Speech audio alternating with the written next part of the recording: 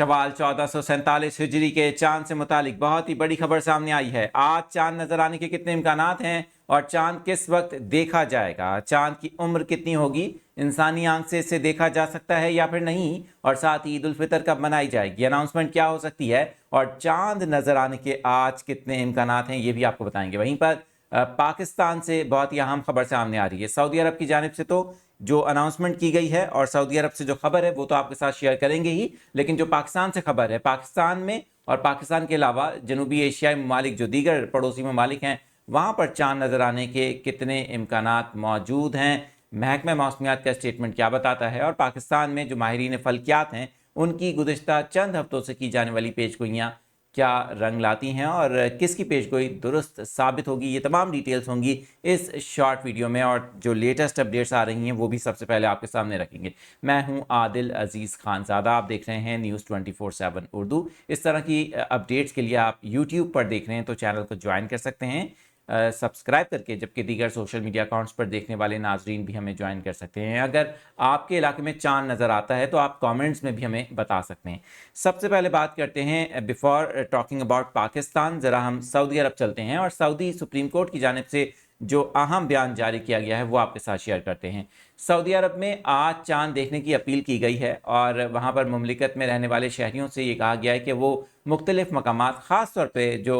बुलंद बाला पहाड़ी सिलसिले हैं वहाँ पर चांद को, शवाल 1447 हिजरी के चांद की को तलाश करें और चांद नज़र आने की सूरत में मुकामी अदालत में या सुप्रीम कोर्ट को, सऊदी सुप्रीम कोर्ट को ही बजरिया ऑनलाइन तरीके से आगाह किया जाए, शहादतें हैं वो जमा करवाई जाएँ। मुख्तलिफ मकामात पर चांद को तलाश किया जाएगा और चांद की उम्र से मुतालिक ज़ाहिर कहना अभी कबल अज़ वक्त होगा, क्योंकि जो माहिरीन हैं वो ये बता रहे हैं कि सऊदी अरब में चांद नज़र आने के इम्कानात काफ़ी हद तक कम हैं, क्योंकि ज़ाहिर है कि चांद की पैदाइश ही 19 तारीख को होगी। तो पाकिस्तान के हवाले से क्या खबर है, क्योंकि सऊदी अरब तो आज चांद को तलाश करेगा लेकिन इम्कानात काफ़ी हद तक कम नज़र आ रहे हैं, तो लिहाजा अगर चांद नज़र नहीं आता तो फिर सऊदी अरब में जुम्मे को ईद मनाई जाएगी। यहाँ पर आपको ये बताते हैं कि जो पाकिस्तान का स्टेटमेंट है और पाकिस्तानी महकमे मौसमियात का इस हवाले से जो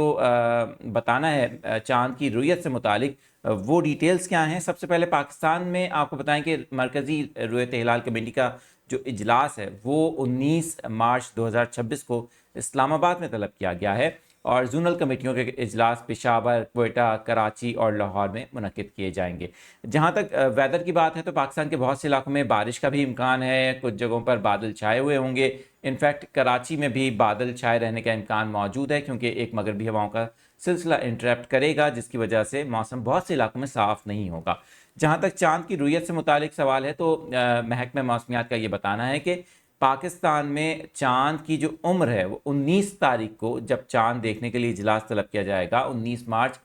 असर की नमाज के बाद, तकरीबन ये उम्र 12 घंटे होगी। चांद को टेलीस्कोप से देखने के लिए भी कम से कम जो उम्र है वो 14 घंटे या इससे ज़ायद होनी चाहिए।